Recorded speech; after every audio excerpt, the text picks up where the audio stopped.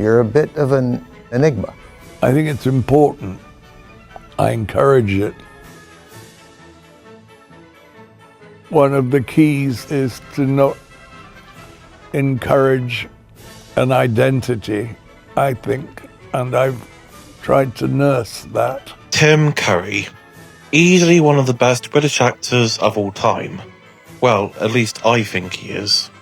Not everyone is going to agree that he is one of the best, but many would agree that he is one of the most versatile and talented British actors of all time. Someone's choice of which curry role is his best may depend on individual taste. Everyone's taste of curry may depend on how old someone is. It may also depend on what genre they like. It may depend if you like one of his horror roles. Oh, come on, bucko. If you like one of his musical roles. If you prefer one of his animated roles he did. Afraid I've lost the sight in my eye. Or maybe his more dramatic roles. Is this your son's bicycle? But whatever flavour of curry you find the most palatable, you can't deny that a dash of Tim Curry makes any film a little bit better. In this review series, I'll be looking at every single film and TV show Tim Curry has appeared in. From his funniest... I'm not shouting! Alright, I am! I'm shouting! I'm shouting! I'm shouting! to his most devilish.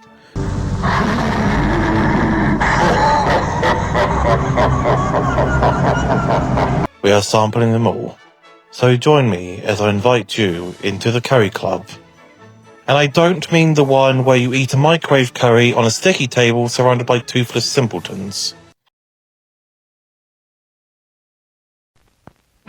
You've seen all kinds of movies, but you've never seen anything like the Rocky Horror Picture Show. Let's do the time warp again. Let's do the time warp again. The Rocky Horror Picture Show is wonderfully weird. The Rocky Horror Picture Show is a film that needs no introduction. But for those of you who somehow don't know about this film, allow me to take you on a strange journey.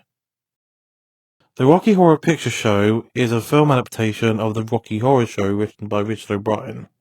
Yes, Reckless Rick from The Crystal Maze wrote one of the most influential musicals of all time.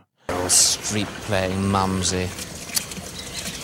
They should have someone who had some thought. They would cast someone as mumsy. They need somebody beautiful, someone like Elizabeth Taylor or someone of that nature.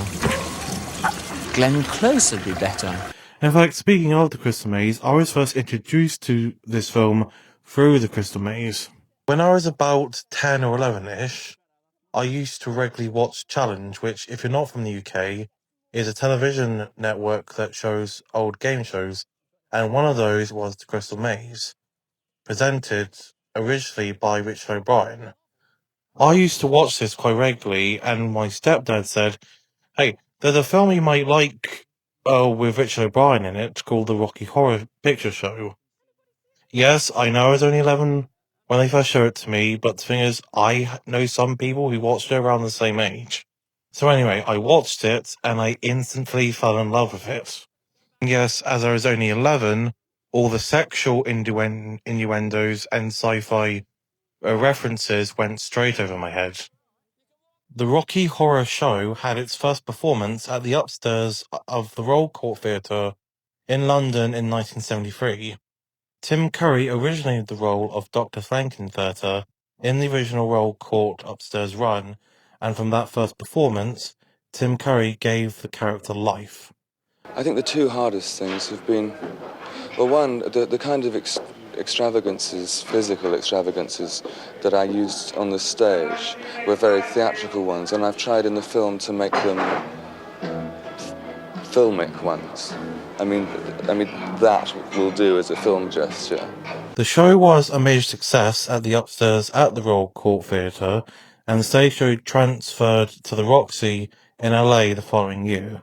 That's where a producer by the name of Lou Adler saw the show, and he saw the potential in the stage show. Adler managed to obtain the funding to turn Brian's stage show into a major motion picture. The film was pitched to 20th Century Fox, now known as 20th Century Pictures ever since Disney acquired the studios. The film was given a budget of around £1 million, which even back then was an incredibly small budget for a major motion picture. In fact, because of the low budget, they couldn't afford reshoots, so everything had to be done in minimal takes. That's why sometimes if you watch the film, there's boom mics and shots, as cast members are sometimes in the shots, and even some of the cast members got pneumonia because they couldn't afford heating on the set. Most of the original cast from the stage show reprised their roles, with the exception of Brad and Janet, who were played by Barry Boswick and Susan Sarandon respectively, by the insistence of 20th Century Fox that they must have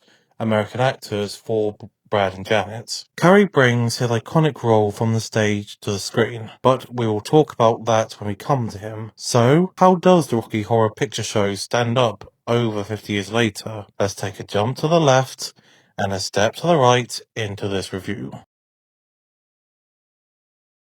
The film starts off as we see Brad Majors, arsehole, and Janet Weiss, slut, attending the wedding of Ralph and Betty Hapshat. After seeing the happy couple drive off, Brad pulls up the courage to propose to Janet in song form. After accepting Brad's proposal, the two decide to drive to visit an old teacher, now friend, by the name of Dr. Scott. Actually, no, we're not doing that one. This channel does not promote fascism. After breaking down in the middle of a storm, they stumbled across a castle that was just so conveniently nearby in search for help. Once there, they meet the creepy, camp, and kinky inhabitants. One of those inhabitants is Dr. Frankenfurter, a devilishly charming and flirtatious transsexual scientist who is presenting his recent creation. This creation is Rocky, who is a reanimated blonde stud muffin made especially for Frankenfurter's pleasure. Brad and Janet get embroiled in all the kinkiness and sexuality of the household and end up giving in to their desires. In terms of the film's story, it's a basic paint-by-numbers horror film plot, which is the protagonists get lost somewhere or stumble into a foreboding place where they come face to face with the villain or monsters, and the protagonists fight for their lives to get out. However, in Rocky Horror's case, it works to its advantage, as Rocky Horror is functioning as a horror film, whilst also being a pastiche to the B-movies, and no, not that one, although that is a fun movie. What I mean is the B-movie horror films of the 1950s. Every one of you watching this screen, look out. Because soon, very soon, the most horrifying monster menace ever conceived will be oozing into this theater.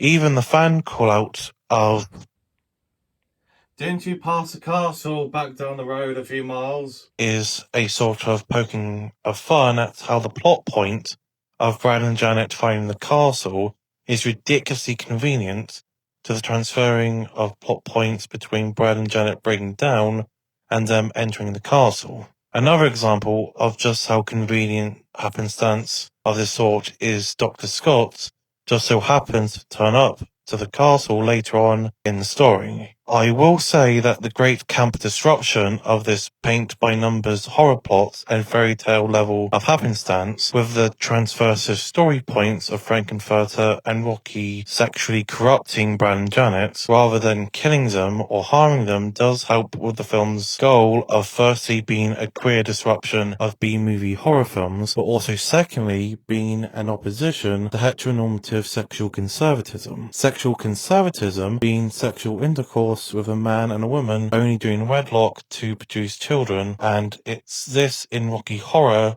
that contributes to the magnificent queer ethos of sticking a middle finger to sexual conservatism. And I suppose the plot point of Dr. Scott conveniently turning up at the castle does work to the film's advantage, as Rocky Horror is a parody of horror B-movies, therefore it has the license to take the mick out of plot conveniences in B-movie horror flicks. Also, the addition of the story points of Frankenfurter creating a living sex doll Seriously, I have to pronounce it like that, otherwise YouTube will demonetize and strike this video to buggery. In the style of Mary Shelley's Frankenstein, is not only a queer pastiche to Frankenstein specifically, but also adds to the transversive and provocative nature of the film. The whole Frankenstein pastiche to the plot is also great, as Shelley's Frankenstein itself is regarded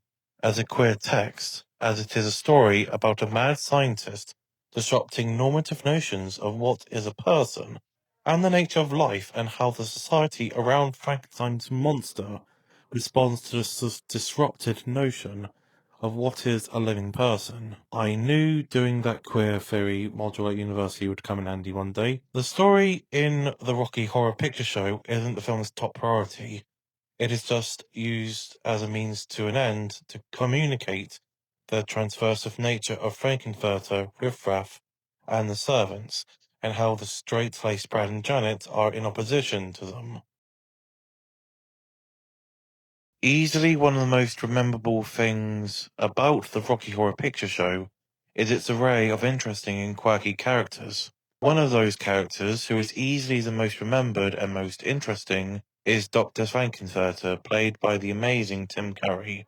He is the antagonist of the film and is probably one of the best musical villains of all time. And I'm not being biased when saying that just because I love Tim Curry so much, but in terms of iconography, Frankenfurter is up there. Tim Curry's performance really does bring the character to life. Many of the Curryisms can be traced back to Curry's nuanced portrayal of Dr. Frankenfurter. Frankenfurter is a very flirtatious and openly sexual man who revels in his debauchery and hedonism. He does not hesitate to sexually pursue anyone who steps foot into his castle, but on the flip side, he is a cold-hearted, bloodthirsty killer. He even goes so far to even serve meatloaf to his guests. And that's not a pun, by the way. He actually does serve meatloaf to his guests. Because of his sexuality and unconventional lifestyle, he is a more or less excluded from society. This does make him a somewhat relatable character to anyone who is struggling coming to terms with their sexuality, or perhaps something else about them that makes them different from what is considered acceptable by our normative society. Frankenfurter is the lightning rod for the transversive shenanigans in the film, as the character is a sufficient antagonist for Brad and Janet, as he does disrupt a lot of their heteronormative sensibilities. Talking of which, the characters of Brad and Janet are a good parallel to Frankenfurter's transversive, ultra-sexual, queer personality and lifestyle. Brad and Janet are agents of the heteronormative society, if you will, as they just ooze and radiate that sort of 1950s suburban McCarthy-era sensibilities with their clothing, their uprightness, and even Brad's lines about Betty's cooking and how Ralph is up for a promotion at work, and how Janet said she is saving herself. This demonstrates how Brad and Janet value a very conservative marriage where the woman stays at home and cooks and the man goes to work and provides for the household. Even the inscription on the Hapshat's wedding car saying she got hers, now he will get his, which communicates a very boomer mindset of only men enjoy intercourse and women put up with it for the marriage, even though intercourse should be a mutually pleasurable experience. And it is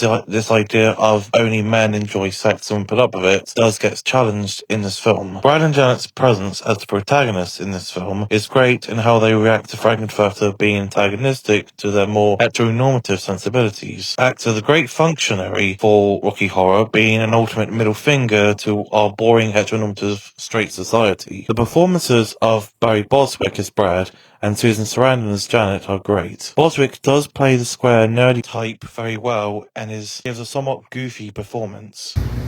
Say something. Say! Do one of you guys know how to Madison?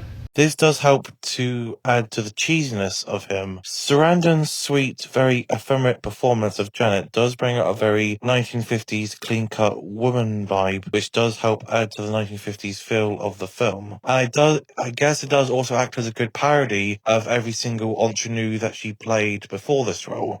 That Janet was kind of the personification of every ingenue that I'd played up to that point. You know, kind of sweet on the outside, but a bitch underneath. So they loved it. Both actors give a good performance as Brad and Janet. Easily the second most famous character from Rocky Horror is Riffraff, who is played brilliantly by Richard O'Brien. Riff-Raff, my character's paranoia. I mean, everyone sort of recognises, you know, that's that, when you're going to build me a new body, master. Stop that! O'Brien is great at playing creepy characters, and Riff-Raff is no exception. His performance does help add to the horror in Rocky Horror, and is a good nod to the creepy characters in Hammer Horror, which is of course an influence on Rocky Horror. Also being played by O'Brien, who wrote Rocky Horror, makes a nice touch because it's O'Brien who knows the character the most, and is therefore the most able in playing him. Magenta and Columbia are a good pairing, and I paired them together because they are opposites in terms of personality. Magenta being the more goth and subdued one, and Columbia being the more upbeat and extroverted one. Well, until Meatloaf gets toast, at least.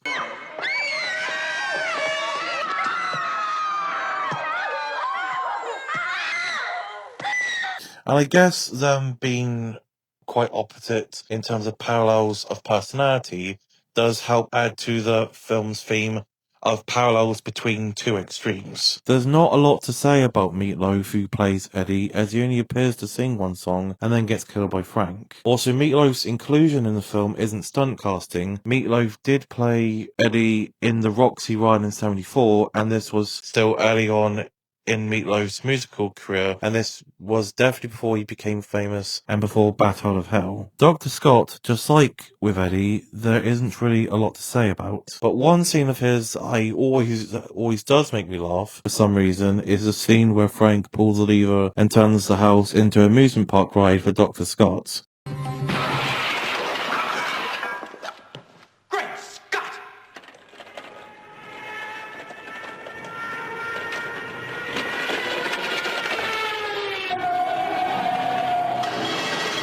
Also, wouldn't it be great if there was a Rocky Horror Dark Ride? Now that Disney owns Rocky Horror Picture Show, they could easily put it in the Disney parks. Rocky. I would have to say that the film version of Rocky is less superior than the stage musical version. I feel in the film adaptation, there is a bit less going for Rocky. One reason for this, for me, is the lack of dialogue from Rocky. For those less familiar with the original source material, Rocky has spoken dialogue. There is even a funny scene in the stage musical where he is introduced to Frank's servants and he imitates each of them. Hello, Rocky. Hello, Magenta. Oh, Riff-Raff, Rocky. Hello, Rocky. Hello, Riff-Raff. No, Columbia, Rocky. Hello, Rocky. Hello, Columbia. I feel this would be appropriate for a creature who is learning to communicate just after being created one musical number ago. It would have been nice to have Rocky speak in the film, as it would have added more dimension to Rocky's character. The one character who really doesn't add anything to the film story-wise is a narrator. If you were to take away his scenes from Rocky Horror, nothing about the film would change. His scenes are more style over substance, and are just there to add to the horror parody angle to the film. I got nothing against the actor Charles Gray. Charles Gray is an amazing actor. Some of you may recognise him as Blofeld or Alan Bastard's father-in-law from The New Statesman.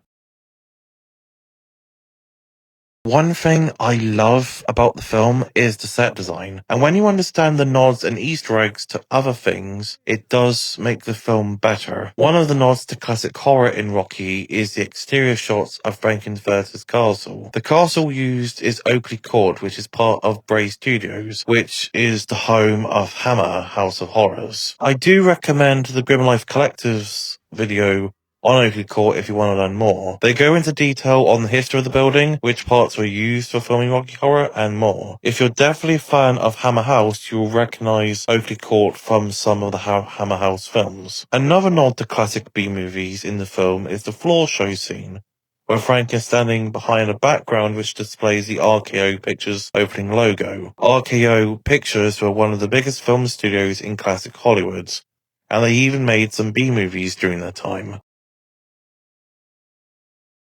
Musical, and a lot of the energy of the whole event is in the music. You can't not talk about Rocky Horror and not talk about the songs. What I'm going to do is just briefly go through what I think about the songs. Unfortunately, I can't play any of them, otherwise I'll be claimed to buggery, never mind eating the fuck. Okay, I mean, maybe not eating the fuck, but it would make this video much harder to get to other people if this gets claimed to hand back. Okay, here we go. Science fiction double feature. The song that Richard O'Brien wrote, which helped give life to the idea of Rocky Horror. The song helps set up the themes of the film, which is the subversion of B-movies and heteronormative society.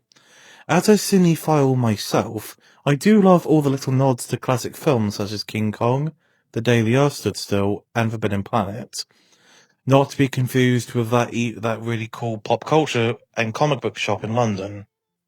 This song also sets up the rock music motif in the songs that are related to Frank, Riff Raff, and the other subversive characters in the song. Damn It, Janet. Damn It, Janet sets up the less rock-centric musical motif that features in songs relating to the characters of Brad and Janet. It's a nice enough song, and it does help to show to us, the audience, how bounded Brad and Janet are romantically to each other. Also, Richard O'Brien and Little Nell cosplaying as the American Gothic siblings, saying Janet at the end of most lyrics, do also help this make the song more rememberable.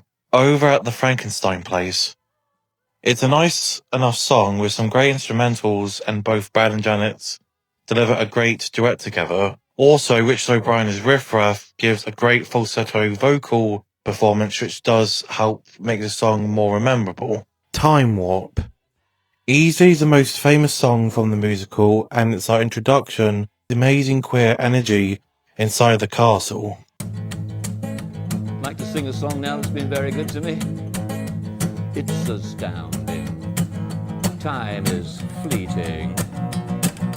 Madness takes its toll. But listen closely. Not for very much longer. Oh, I've got to keep control. I remember doing the time warp. If you've ever been to a Halloween party or maybe a straight wedding, you probably have heard this played as sort of a tradition of those sorts of engagements. I do love the energy that radiates from the song, and it's a good introduction to Riff Raff, Magenta, Columbia, and the unconventional conventionalists. I also like how some of the lyrics in the song subtly communicate a prologue of what we are going to be in for from that point on, such as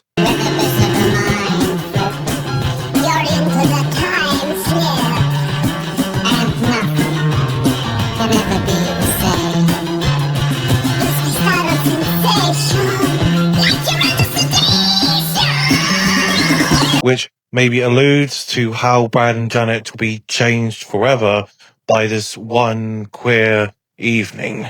Sweet Transvestite. Frank's big solo Sweet Transvestite is the second most famous song from Rocky Horror, but it's also probably the best and also one of my favourite villain songs of all time. Although me being a huge Tim Curry fan, I am a bit biased. This song brilliantly communicates the seedy and seductive side to Frank. The great mix of rock and jazz instrumentals give the song the seductive energy it needs. Tim Curry's impeccable singing skills and screen presence just makes this a joy to watch. This song definitely left an impression on me when I first watched Rocky Horror many years ago, and it still leaves an impression on me now. I even sang this song at karaoke one Halloween time, and I absolutely was chewing the scenery. I chewed the scenery so much that the pub collapsed. That was a joke, of course. This channel does not promote consumption of barren columns or walls. Doing that, it will kill you. Sword of Damocles. Sword of Damocles is a song where we first get introduced to Rocky, and this is a pretty fun song to listen to, and the chase around the laboratory does make this song more comedic. This song mixed in with Frank chasing Rocky gives it such a Benny Hill vibe.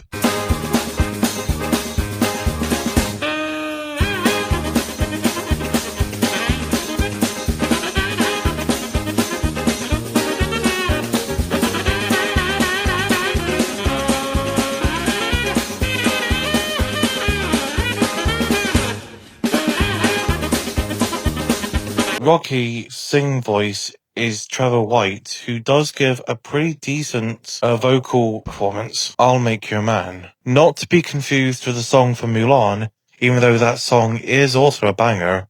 This song is where Frank sings about his plans for his creation. Curry's seductive jazz-like vocals mixed with Peter Hinwood's physical performance gives the song a very voyeuristic feel to it. You do feel that the song lyrics do give the impression that Rocky was made in Frank's image. Also, even though I said earlier that the character of Rocky doesn't have a lot to say about him, Peter Hinwood does give a very good performance as the character of Rocky, and he does play up the somewhat animalistic nature of Rocky very well. Hot Patootie. Meatloaf's only song in the film, and it is a very enjoyable song. Meatloaf was a great artist, and he does give an impeccable singing performance in this song. It also adds to the rock and roll ethos of Rocky Horror, with the imagery of Eddie being this hot-blooded motorcycle enthusiast, mixed with this very rock and jazz heavy song. Touch Me. This song perfectly communicates Janet's newfound hunger for rocking the Casbah. The repetition of her saying touch me, mixed with a fast-paced piano melody and Sarandon's stellar vocals, makes this a good representation of Janet's liberated sense of desire. Also, I'm not sure what Janet's perspective of seeing the main cast of characters near the end of the song is supposed to represent, but if I was to give a good guess, it's supposed to represent Janet's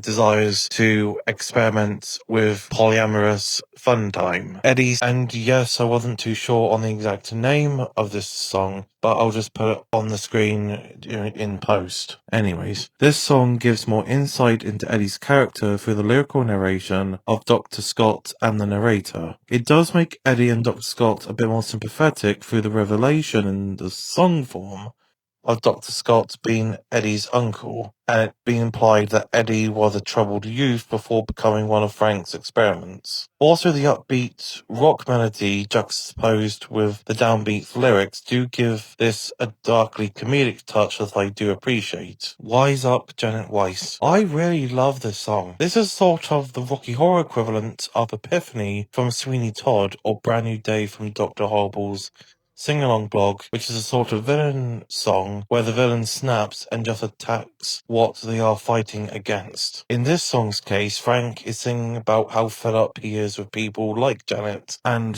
at the time, very conservative American societal attitude towards people like Frankenfurter. I do believe when Frank sings to Janet about how her apple pie doesn't taste too nice, to be a nod to heteronormative American society, because apple pie is sort of a quite American dessert.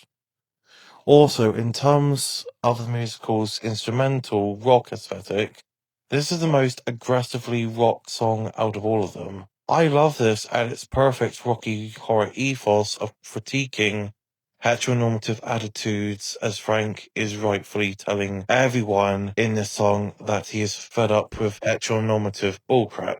Rose Tint My World and Don't Dream It Be It. Story-wise, this song, while songs as the song is sort of two songs in one, it doesn't contribute a lot to the plot. Story-wise, it does feel a bit clunky going straight from Riff Raff Magenta necking each other to the floor show. Also, how did they carry all those statues from Frank's lab to the theatre anyways? But like I said earlier, the story is just a means to an end to display the queer spectacle on screen, and this song ties into that notion. This is a very seedy, burlesque feel song with the costumes and the choreography. The first third is the Rose Tint My World section where the characters sing about the newfound liberation. The second third is the Don't Dream It Be It section.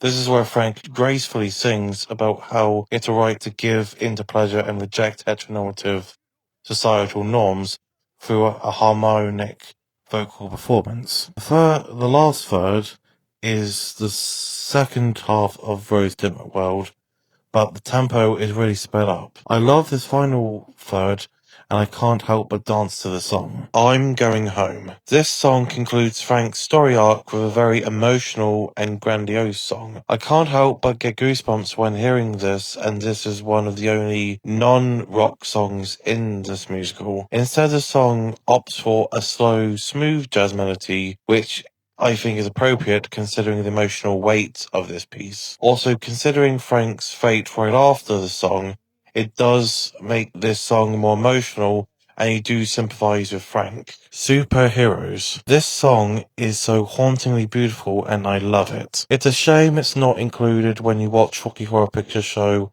on Disney Plus, because without this song, there is not a conclusion to Rocky Horror's dissertation of why heteronormativity isn't so great. I do think in the song that Boswick and Sarandon deliver the best singing performance in the film, and it does help to convey the feeling of being liberated by going back to a world where the world isn't ready to accept anything outside of the conventional way of life at the time. Charles Gray's closing lines also leaves us, the viewer, with the question of what is the meaning that we are searching for. And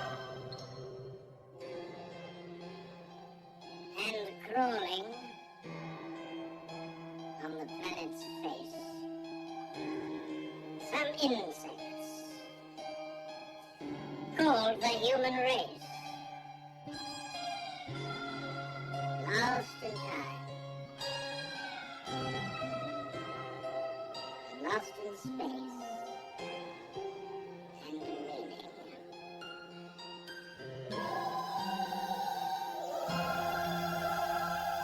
If it's the meaning of being heteronormative, then the meaning of being accepted into a society where you are having to suppress your true self just for the sake of being included isn't such a great one. So, does Rocky Horror still hold up over 50 years later? I think it does, and I tell you for why. I think Rocky Horror Picture Show is a great piece of LGBTQIA plus art to its array of wonderfully outlandish queer characters, its catchy and subversive performances, and brilliant songwriting. We still need films like this in 2026.